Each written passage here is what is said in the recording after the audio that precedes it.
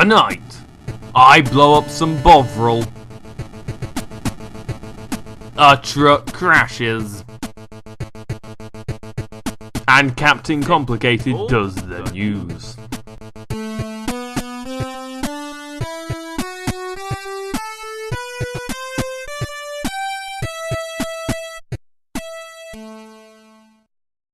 Hello and welcome back to Top Gear. Yes, everybody, we are back. You guys enjoyed the last one so much, so we're going to keep on parodying Top Gear. Now, you may remember last week that indeed we may have had the Lamborghini Superleggera on. Now, me, Jebza personally, may have also ended up plunging the BBC into a bit of debt with that, because it's not my fault, you know. I mean, it has a bad design, it exploded a few times, costing the BBC a few $100 million, you know, just to set aside. So, due to BBC budget cuts and Cavid Cameron, we are having to resort to different forms of transport to review. So this week, we have a truck.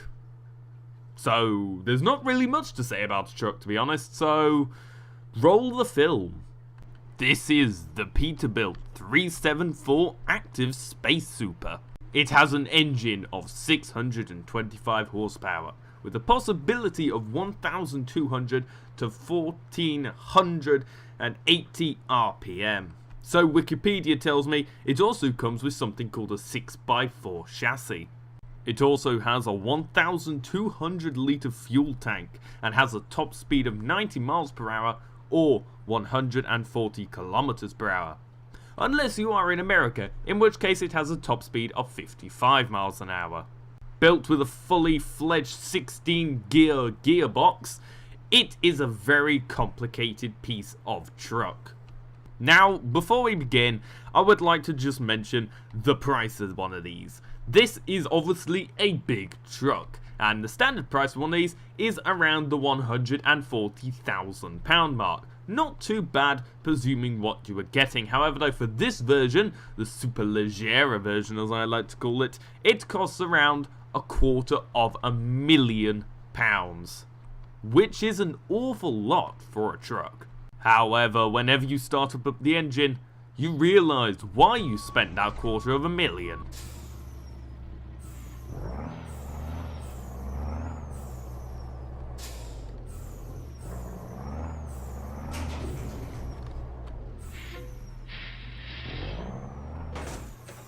Ow. Okay, so yes, it's obviously a bit too big for Britain. That's why I've taken it here to Berlin, where it's still too big. However, it was the only place I could actually be allowed to use it, as other places tend to just say, nope, roads aren't big enough. So obviously, what comes with this Peterbilt? Well, originally in your £140,000 investment initial edition, you don't have the pretty little bird on the front. Neither do you have any of the beacons or the cool sounding horns. Neither do you get the fancy lights. The 625 horsepower engine, well, the £140,000 version actually comes with a 300 horsepower engine. So, enough of the boring facts. Obviously, you, for your £140,000 investment, you get literally just the truck, a bed, and a few pieces of interesting magazines in the back. However, enough with all the boring stuff and shovels. Let's see what it drives like on the road. Now, of course, with one of these, you're always going to be the eye of the city. Obviously, people are going to be sitting there watching you, waiting for you to get to a roundabout and laugh at you when you crash. This is obviously evident, as you can see here. It has a few turning issues due to that massive thing the Americans like to call a big bonnet on the front. Not sure necessarily why it's needed, but as you can see, in a size comparison to a regular European truck, it's massive. Now, just while we're at this red light, this is indeed the interior of the Peterbilt 379 Active Space Super. I'm not sure why they called it that. In my opinion, they probably should have called it the Space Super. And oh, I've murdered somebody. So obviously in a truck this size and in a place this densely crowded, it's hard to kind of move about. However though, there are nice little necessities on the inside just to keep you entertained, such as little flags hanging down and lots of dials to make you feel like you're flying Concorde. It also comes with a Tim GPS system so you don't get lost around Berlin or wherever else you're crashing into. It also comes with a lot of stuff in the back. As you can see there, it has some nice interesting magazines on the bed, some 10-4 magazines. What else do we have? We have the bed, and the best part about this is it makes a really good roadblock. Yes! Heh, you'll be waiting a long time, Mr. Skoda. But no need to worry about all of this lack of necessities, as this comes with plenty of knobs and features to keep you entertained throughout your 20-year drive across the USA, such as a cool blue and red knob and a few little lights just to remind you that you might fall apart within the next few seconds. There are also plenty of other little switches there in which the standard person probably would not understand, probably built in there for Bill Gates or something. And as you can see, when you really do start to get the hammer down, which isn't very often if you're in Britain, let's put it that way, you really do feel the raw power of that 625 horsepower engine. As you can tell, it goes straight up to 90 miles an hour in about 10 years, and eventually, before you know it, you're racing along the highway, ready to not be able to stop because the brakes aren't that good. Yes, you can't really call it the best in the world when it can't stop for a basic Volvo. That wasn't even a Volvo. So as you can see, among many Berliners, this truck is popular. However, a lot of people do tend to like the flat versions. Now, I can understand why you would like a flat version. I mean, think about it. You've got less, you can hit on the front. You've got less on the front, meaning you have more turning space. And, not to mention, the fact that you don't have lots of dangly things hanging down in them. Instead, there's just a lot of crashes. Now, the only problem with an American truck like this and such a big engine and kind of like literal capacity of the fuel tank is that it, well, filling up can be quite expensive. As you can see, £1.50 diesel price per litre. That was for 92 litres, £106. We've barely been driving this and that's already cost me £106. Think about it, over a few thousand miles, this thing could get very expensive. Now, going along the thin French roads towards Lyon, you can obviously tell that this thing was built for America. I mean, no other roads would need to compensate for something so big. I mean, look at it. It's taking up nearly half of the road already. And god damn does it have a nice engine. Ah, help! Help! I'm causing the issues. That's going to cost the BBC a bit more money to buffer. Oh, that's come off a bit. You see, that's the thing with these big trucks. They don't have very good turning circles. And because of that, you'll spend a lot of your time in the local mechanics with them figuring out how to fix what you've just broken. So there you have it. The Peterbilt. A very, very good truck, I would say, if you are indeed either an American or Richard Hammond, yes. Because if you're someone in Europe, I've got to say, do not buy this, otherwise you will not stop crashing. And unlike real Peterbilts, mine has actually stopped working because of crashes. Yes, back to the studio. So that was the Peterbilt. Yes, it was a very big truck. And now comes the question. How can we hand over a truck to our tame racing driver? Well, we have a way. Some say his favourite song is Forever Autumn by Justin Hayward. And that every morning he wakes up with new egg on his vest. All we know is it's the Stig's lorry driving Kerbal cousin. So here's the Stig's lorry driving cousin. He's off. There he goes. Oh, he's racing around. Bear in mind, we have had to improvise a bit here as we weren't allowed to have this on the actual Top Game test track. So he's going down an actual live street. As you can see here, switching shots. A nice view of the rims. Going round the corner. Will he make it? Oh, he's tightly making it. Look at that. Doing the Peterbilt's classic crashing turning.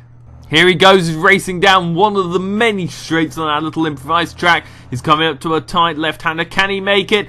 Ooh, he just has a collision there. Well, that wasn't really not expected, was it? Here he comes up past the lights, which were the starting point. However, though, he's got to park it up. Oh, he's crashed into the middle. That Peterbilt is really not doing the best of jobs at the European roads of Geneva. Here he comes, coming up to the left turn. All he has to do now is turn, go round the side of the building, pull in the back, and park it up. Here he goes, coming round. Oh, the Peterbilt there, just struggling to just get round there. Here he is at the opening doors. Here he comes. Here he comes. This is Rig Kerbal, bear that in mind. He knows what he's doing. He has his egg on his vest, so he's happy. Hopefully he's not getting too distracted by those magazines in the back. And obviously you can't lay down, so we don't have to worry about that. Here he comes.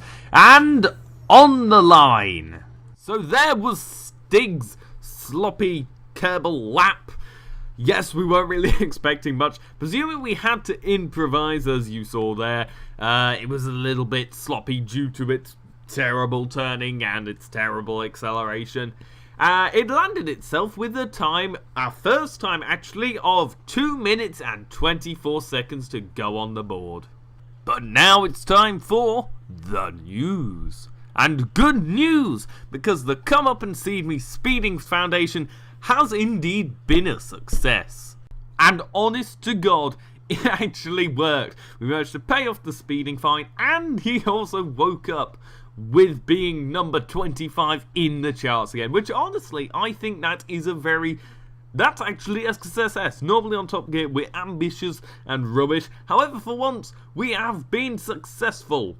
Good news for you P1 fans anyway. There's going to be a brand new P1 GTR coming soon. It's going to have 986 brake horsepower, which is about 83 brake horsepower more than the original P1. It's going to have a 3.8 litre twin turbo V8 engine. It's going to cost £2 million.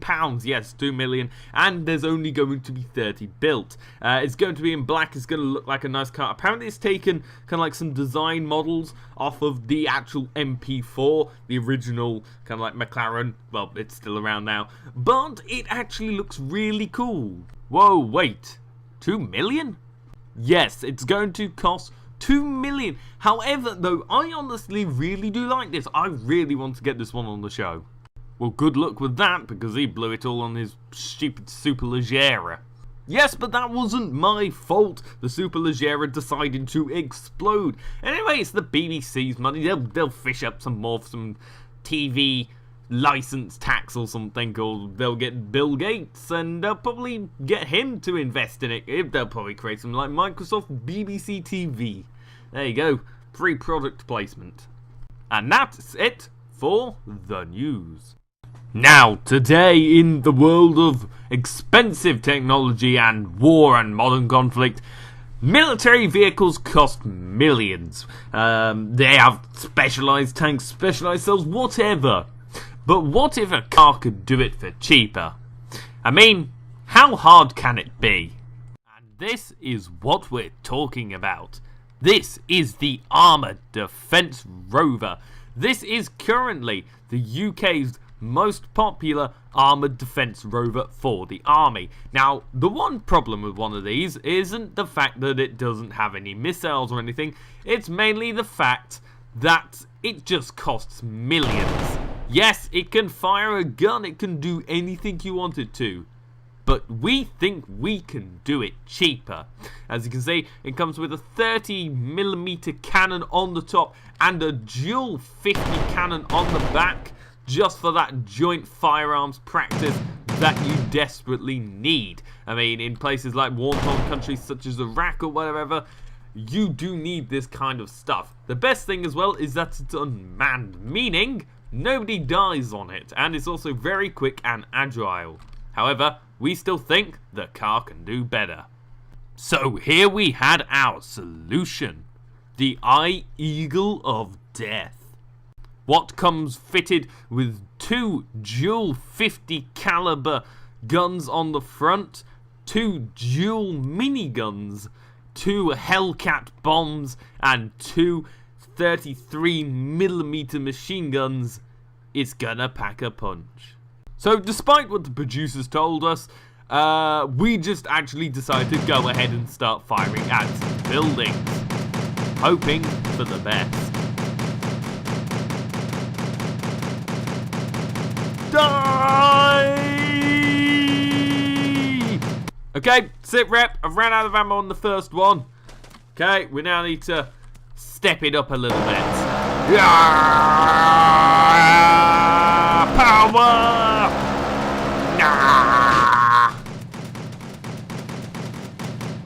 Well, that hasn't worked.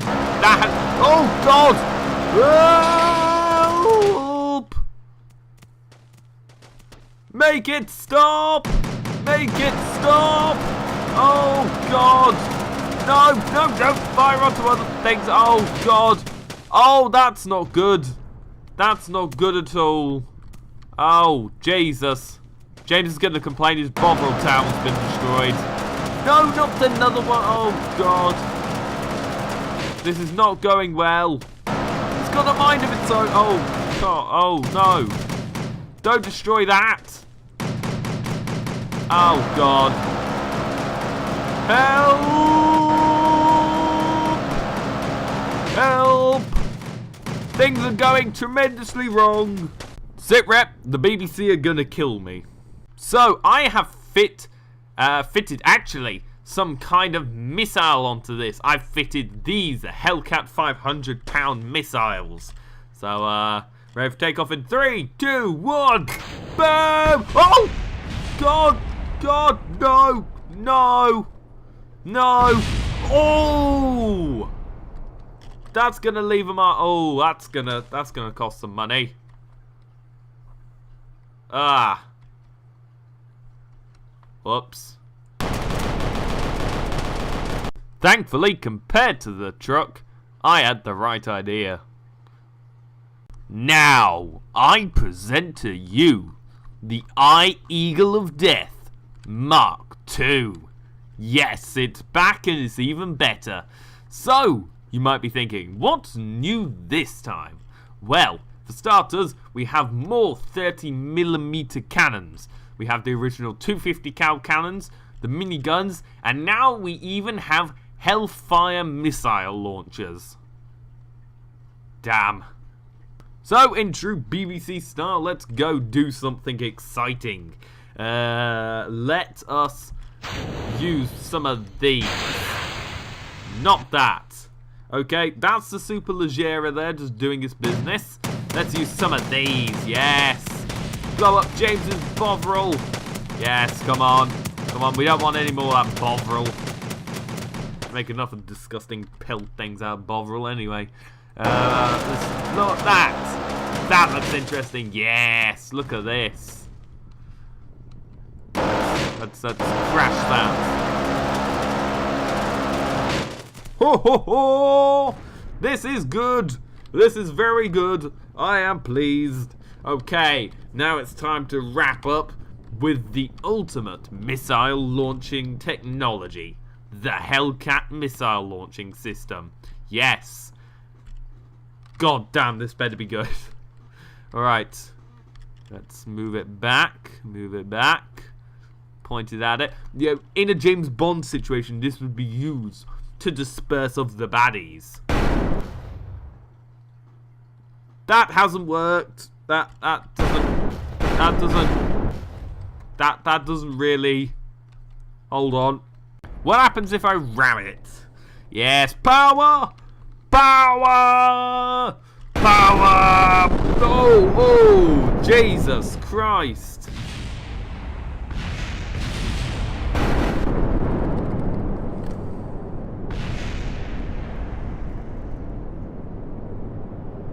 Well, that didn't work. But anyway, back to the studio. Wait a second, hang on. That's where my Bovril went. It's either that or you smothered yourself with it like you normally do. Oh, cock. But anyway, that's all we've got time for tonight. Thank you so very much for watching. Thank you, and good night!